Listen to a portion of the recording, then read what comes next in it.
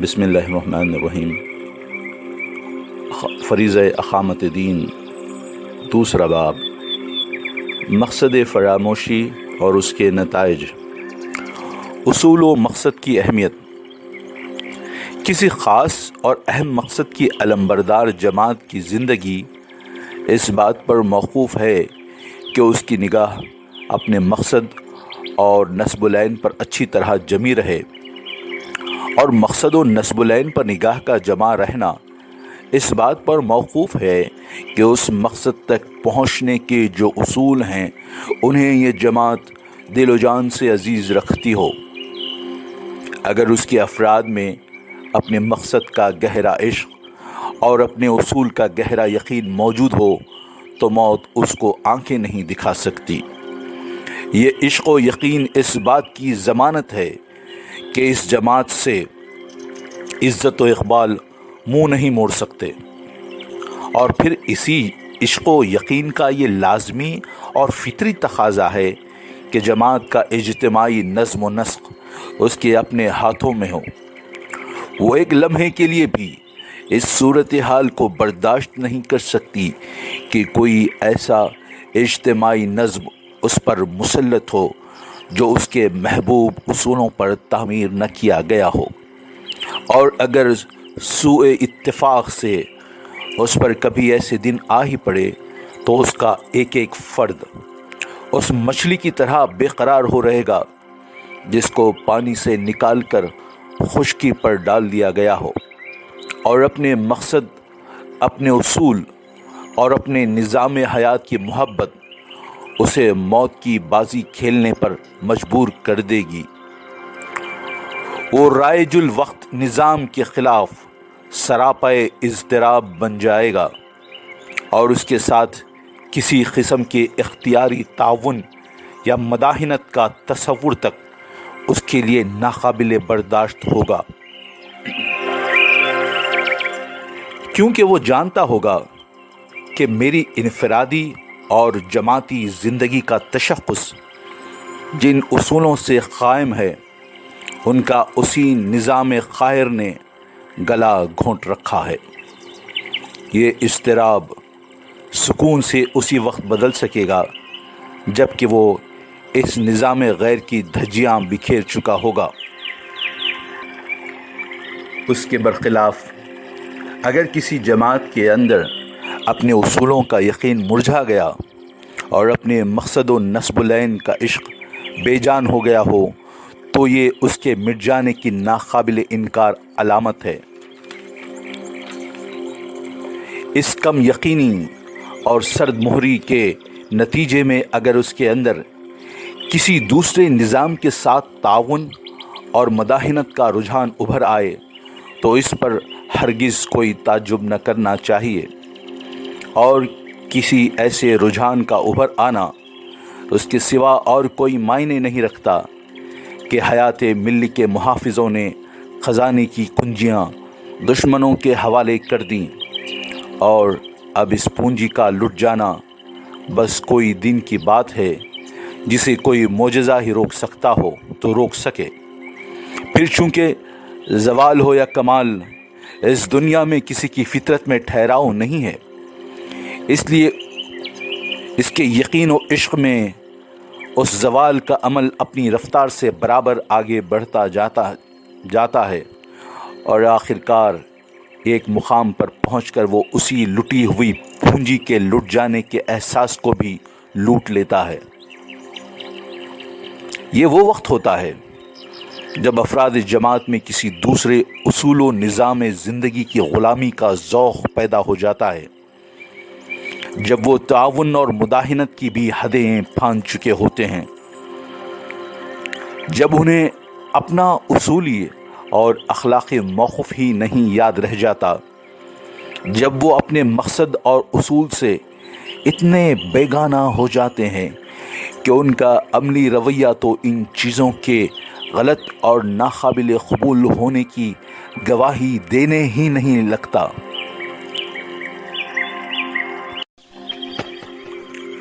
اس کے برخلاف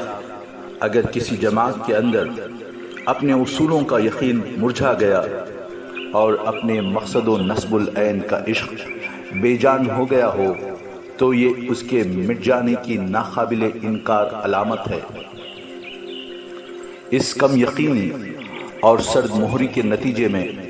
اگر اس کے اندر کسی دوسرے نظام کے ساتھ تعاون اور مداہنت کا رجحان ابھر آئے تو اس پر ہرگز کوئی تعجب نہ کرنا چاہیے، اور کسی ایسے رجحان کا ابھر آنا اس کے سوا اور کوئی معنی نہیں رکھتا کہ حیات ملی کے محافظوں نے خزانے کی کنجیاں دشمنوں کے حوالے کر دیں، اور اب اس پونجی کا لٹ جانا بس کوئی دن کی بات ہے جسے کوئی معجزہ ہی روک سکتا ہو تو روک سکے۔ پھر چونکہ زوال ہو یا کمال اس دنیا میں کسی کی فطرت میں ٹھہراؤ نہیں ہے، اس لیے اس کے یقین و عشق میں اس زوال کا عمل اپنی رفتار سے برابر آگے بڑھتا جاتا ہے، اور آخر کار ایک مقام پر پہنچ کر وہ اسی لٹی ہوئی پونجی کے لٹ جانے کے احساس کو بھی لوٹ لیتا ہے۔ یہ وہ وقت ہوتا ہے جب افراد جماعت میں کسی دوسرے اصول و نظام زندگی کی غلامی کا ذوق پیدا ہو جاتا ہے، جب وہ تعاون اور مداہنت کی بھی حدیں پھاند چکے ہوتے ہیں، جب انہیں اپنا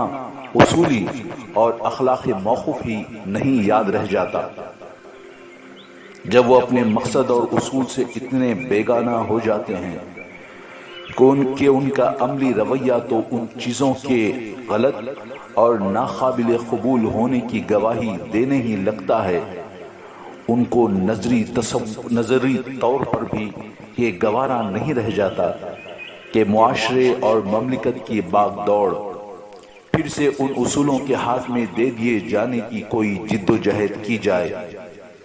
اور اگر کسی گوشے سے اس طرح کی کوئی پکار بلند ہو جاتی ہے تو اسے حیرت کے کانوں سے سنتے اور اختلاف و عناد کی زبانوں سے اس کا جواب دیتے ہیں۔ یہ وہ مقام ہے جہاں پہنچ کر جماعت بحیثیت ایک اصولی جماعت ہونے کے فنا ہو جاتی ہے، اور اس کے نالائق فرزند اپنے ہی ہاتھوں اسے خبر کی گہرائیوں میں سلا دیتے ہیں۔ ان دونوں مؤخر ذکر صورتوں میں یہ ضروری نہیں ہے کہ جماعت مادی حیثیت سے بھی بے نام و نمود ہو جائے اور دنیا کی دولت اور سیاست میں اس کے لیے کوئی جگہ باقی نہ رہ جائے۔ اس کے برعکس یہ ممکن ہے کہ عام مادی تدبیروں پر عمل کر کے وہ اقوام عالم کی صفوں میں ایک نمایاں اور عظیم الشان پوزیشن کی مالک ہو جائے، اس کے پاس حکومت کا کر و فر ہو، دولت کی شان و شوکت ہو، قومی اقتدار اور بین الاقوامی وقار ہو،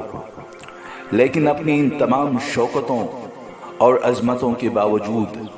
اس مقصد اور ان اصولوں کے نقطہ نظر سے جن پر اس جماعت کی بنیاد قائم تھی اس کا وجود عدم برابر ہوگا۔ جن اصولوں کی لاش ان کے پیروں تلے روندی جا رہی ہو، ان کو اس سے کیا بحث کہ وہ ذلت کی خاک پر ہے یا عظمت کے آسمان پر۔ ان کو اگر بحث ہے تو صرف اس بات سے کہ زندگی کے میدان میں ہم کو غالب و کار فرما بنانے کی اس کے افراد کے دلوں میں کتنی لگن ہے، اور وہ اس کے لیے اپنی جان، اپنے مال، اپنے ذرائع اور اپنی قوتوں کی کتنی قربانیاں دے رہے ہیں۔ لیکن اگر یہ کچھ نہیں ہے تو اپنی زبان حال سے یہ اصول ان سے اپنی بے تعلقی کا اعلان کر دیں گے، اور پھر انصاف و دیانت کا کھلا تقاضا ہوگا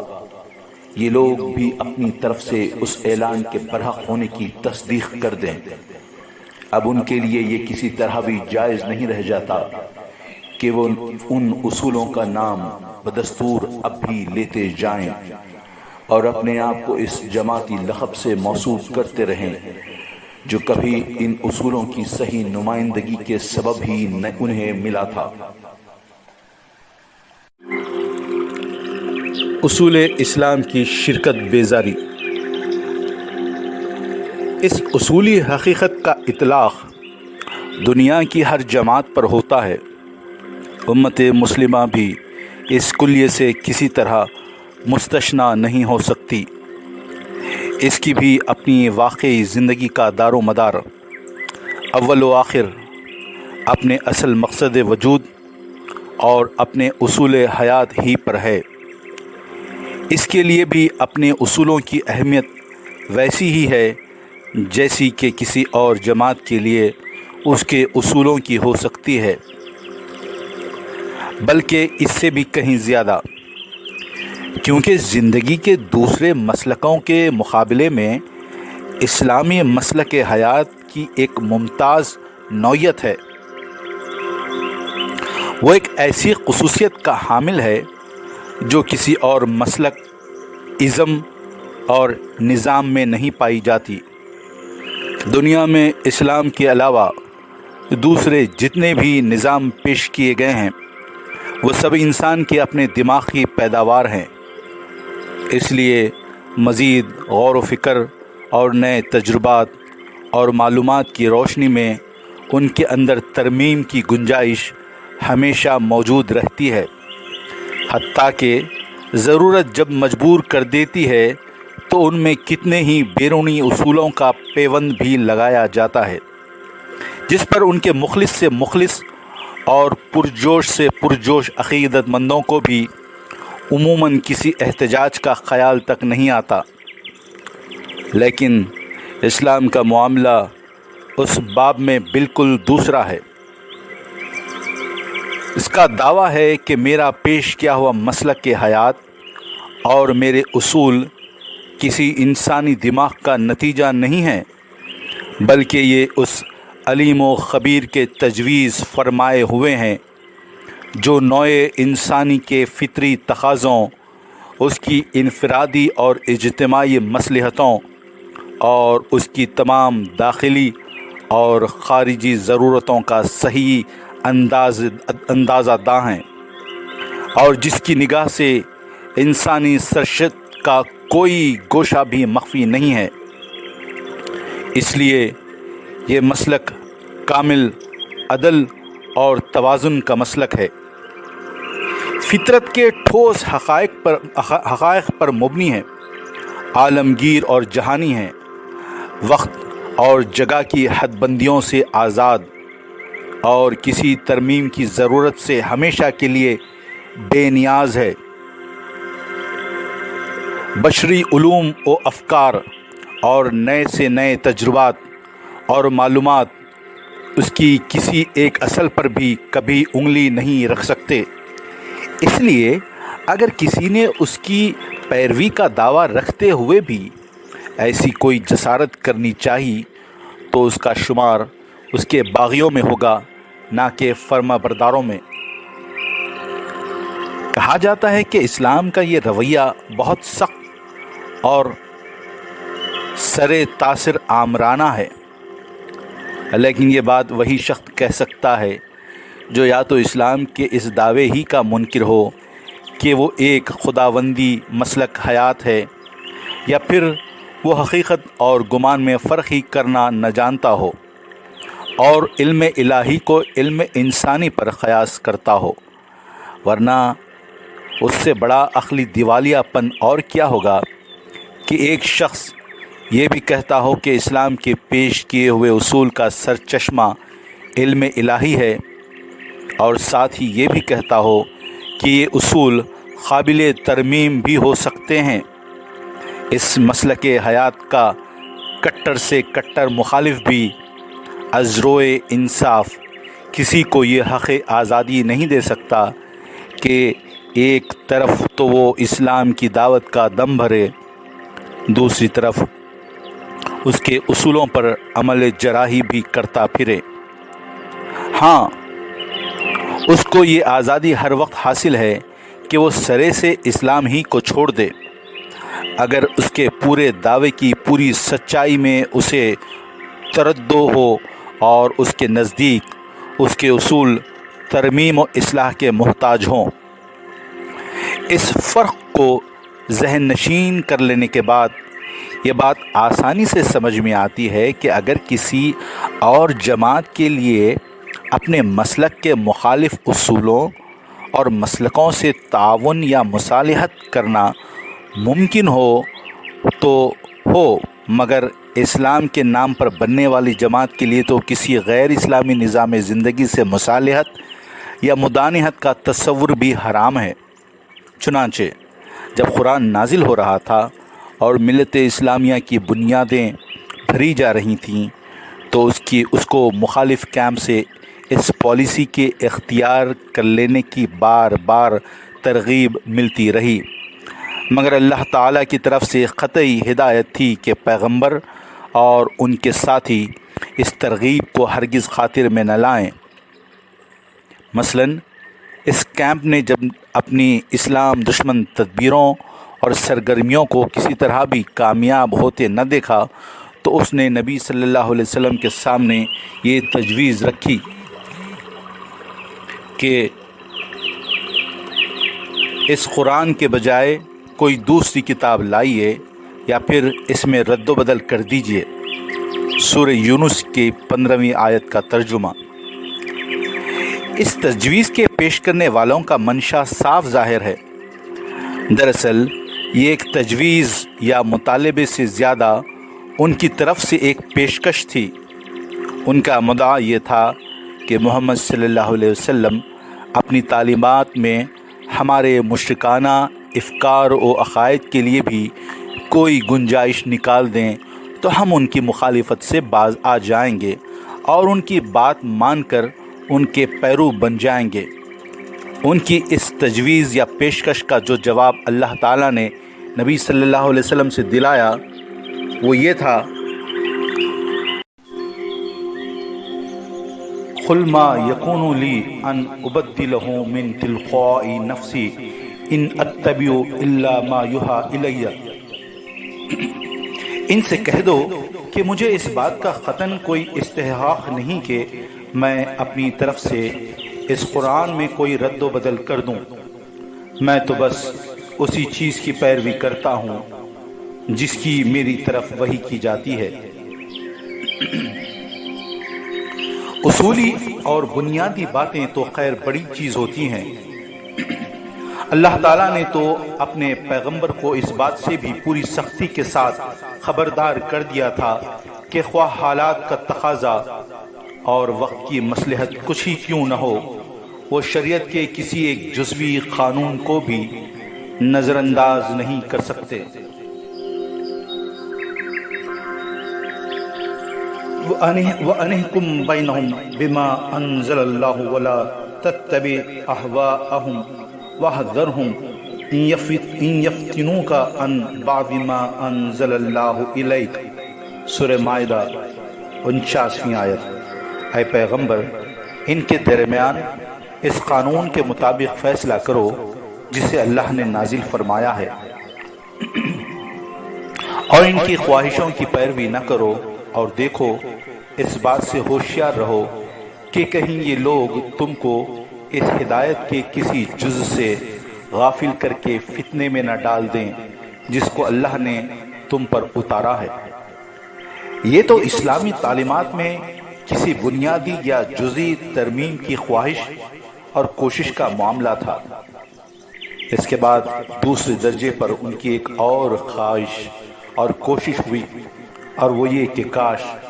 محمد صلی اللہ علیہ وسلم تبلیغ دین کے بارے میں مداحنت سے کام لیں تو وہ بھی یہی پالیسی اختیار کر لیں۔ وَدُّوا لَوْ تُدْحِنُوا فَيُدْحِنُونَ، سورہ قلم کی آیت نمبر 9۔ اور یوں یہ کشمکش ختم ہو جائے۔ مداحنت سے کام لینے کا مطلب یہ تھا کہ رسول صلی اللہ علیہ وسلم شرک کی تردید سے باز آ جائیں اور اپنی دعوت توحید کو صرف اثباتی پہلو سے پیش کرنے پر اکتفا کر لیں۔ گویا ان کی پہلی تجویز یا پیشکش اسلام اور شرک کا آمیزہ بنا لینے کی خواہش تھی، تو یہ دوسری پیشکش اسلام اور شرک کے پرامن باہمی وجود کی خواہش تھی۔ مگر جس طرح پہلی کے منظور کر لیے جانے کو ناممکن فرمایا گیا، اسی طرح اس دوسری خواہش کو بھی ایک لخت ٹھکرا دیا گیا، اور اللہ تعالیٰ نے نبی کو حکم کیا کہ اس طرح کی باتیں ہرگز نہ مانیں۔ فلا تطع کل افاک اثیم، یہ قرآنی تصریحات اسلام کے اصولوں ہی کا نہیں بلکہ اس کی جمع تعلیمات اور اس کے مخصوص مزاج سب کا مقام بالکل واضح طور سے متعین کر دیتی ہیں۔ ان کے بعد کسی شخص کو یہ کہنے کی اجازت ہرگز نہیں دی جا سکتی کہ اسلام کو اپنا لینے یا اپنائے رکھنے کے باوجود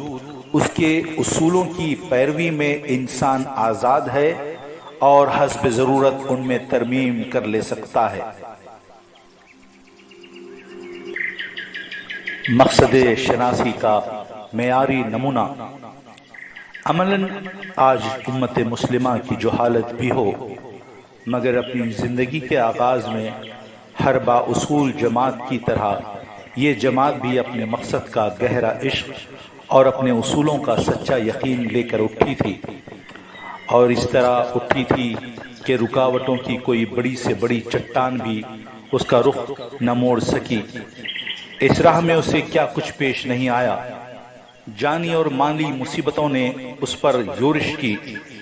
سخت ترین خطرات نے اسے دھمکایا، رات کی نیند اس کی چھنی،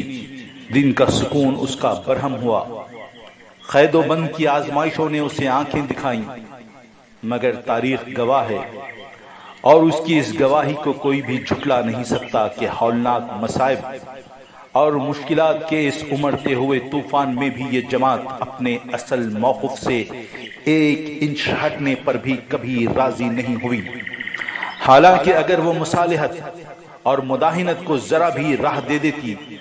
تو یہ سارا ہنگامہ مصائب ایک دم سرد پڑ جاتا، دن رات کی بے اطمینانیاں امن و سکون سے بدل جاتی، معاشی تنگیاں بھی دور ہو جاتی، اور پورا عرب اس کی سیاسی برتری کو بھی بڑی آسانی سے تسلیم کر لیتا، جیسا کہ تاریخ بتاتی ہے اور قرآن کے کھلے ہوئے اشارات سے ثابت ہوتا ہے۔ لیکن اس کے لیڈر اور پیرو سبھی جانتے تھے کہ مداہنت یعنی شرک اور توحید کے پرامن باہمی وجود کی دعوت اس کے لیے ان کے لیے موت کی دعوت ہے، کیونکہ اپنے اصولوں کو چھوڑ دینے کے بعد ان کا وجود اپنے مقصد کے لحاظ سے بالکل بے معنی ہو کر رہ جائے گا۔ اس لیے یہ لوگ آگ اور خون کے طوفانوں میں بھی اپنے مرکز پر جمے رہے، اور حالات کی کوئی ناسازگاری یا مصلحت انہیں اپنے مسلک سے بال برابر بھی نہ ہٹا سکی۔ ایسا معلوم ہوتا تھا کہ انہوں نے تمام ہنگامی مسئلوں، مادی مصلحتوں، ظاہری تدبیروں اور وقت و ماحول کے تقاضوں سے آنکھیں بند کر لی ہیں۔ بس ایک جنون ہے جس نے انہیں عقل و دانش کا دشمن بنا ڈالا ہے۔ چنانچہ اس زمانے کے سیاست دانوں اور مدبروں کا متفقہ فیصلہ ان کے بارے میں یہی تھا بھی کہ انہیں ان کے دین نے فریب میں مبتلا کر رکھا ہے۔ غر ہؤلاء دینہم، اور یہ کہ یہ سفہاء ہیں۔ اگرچہ دنیا نے جلد ہی اس خود فریبی اور سفاہت کی حقیقت دیکھ لی، اور زیادہ دن نہیں گزرے تھے کہ تاریخ انسانی کا وہ حیرت انگیز انقلاب وجود میں آیا جس کی منطقی توجہ کرنے میں بڑی بڑی عقلیں دنگ ہیں، جن کو اپنے گھروں میں بھی سر چھپانے کی جگہ نہ ملتی تھی۔ قیصر و کسریٰ کے تاج ان کے قدموں میں آ پڑے، اور ایک صدی بھی ختم نہ ہونے پائی تھی کہ وہ یورپ، ایشیا اور افریقہ کے بیشتر حصوں پر چھا گئے۔ صرف ان کی زمینوں ہی پر نہیں بلکہ وہاں رہنے والوں کے دلوں اور دماغوں پر بھی۔ یہ سب کچھ یقیناً اسی گہری فدائیت اور وفاداری کے طفیل ہوا جو ان کے دلوں میں اپنے مقصد وجود اور اپنے اصول حیات کے لیے موجود تھی، اور جس نے انہیں انہی کے لیے جینا اور مرنا سکھا دیا تھا۔